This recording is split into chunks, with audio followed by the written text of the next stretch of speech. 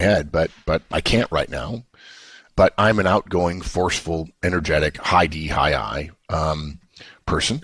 And if I'm interacting with a more reserved person, a quieter person, a more analytical person than me, and I'm making big gestures and talking fast and talking loud, and I continue to do that, I'm sending them all kinds of signals that we're different.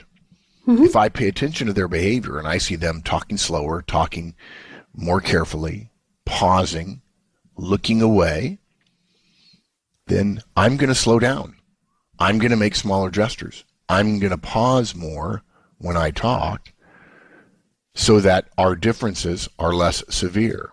I'm not going to guess why they're doing those things. I'm not going to judge why they're doing those things. I'm just going to understand that their behavior is a huge signaling effect to their own version of the Platinum Rule.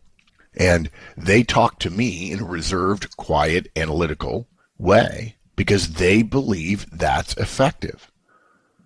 The more I do that and less of my bombast, the more likely we are to reach agreement, collaborate effectively, and become useful colleagues to one another. You know, you ask yourself, before I send mail, is this a mail Bob will read? Okay? If Bob is a high C, if he's analytical, if he's a perfectionist, if he's a software developer, he's not really an outgoing, friendly person. He's a good person.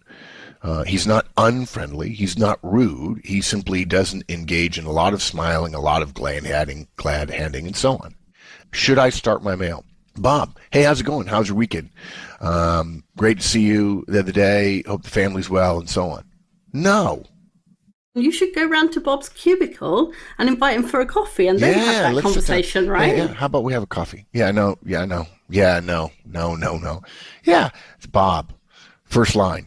I need some help on Project X. Let me give you the background, and then there are some questions. Okay? You know, before you set up a meeting, ask yourself, is this the way Mary likes to have the agenda? Based on what I know, if Mary's input is important. Before I set up the travel plans that I'm going to set up, is this what I know of Jerry based on behaviors I've observed? As opposed to, I don't know anything about him, I'll just do what makes sense to me.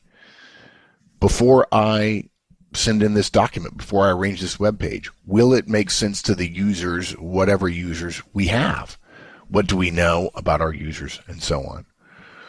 Other people are not like you, and even when they do the same thing as you, they have different rationales, different motivations, different intent. It is the behavior that matters. It is the behavior we need to pay attention to. That's it. You want to summarize?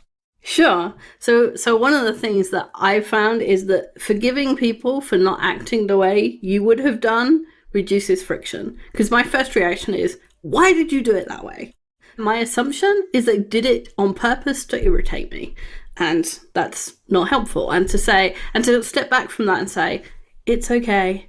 They just did it because that's the person they are, and I'm just going to put my irritation to one side and try and work with it. That calms things. It reduces friction. And then if you think about their actions, if you think about what they did and how you can fit in with that and what that tells you about the way they like to be treated, you start to not only reduce the negative, but increase the positive, increase the peace and harmony. And just putting your own desires aside and doing things the way somebody else would prefer increases the goodwill and improves your relationships. So why would you not do it?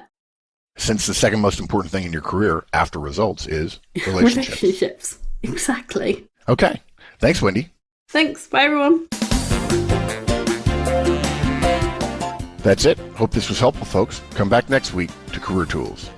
Career Tools produces actionable guidance for professionals every week. To receive additional materials via our newsletter and to find products for situations you may face, go to www.managertools.com. Search for Career Tools on Twitter and LinkedIn.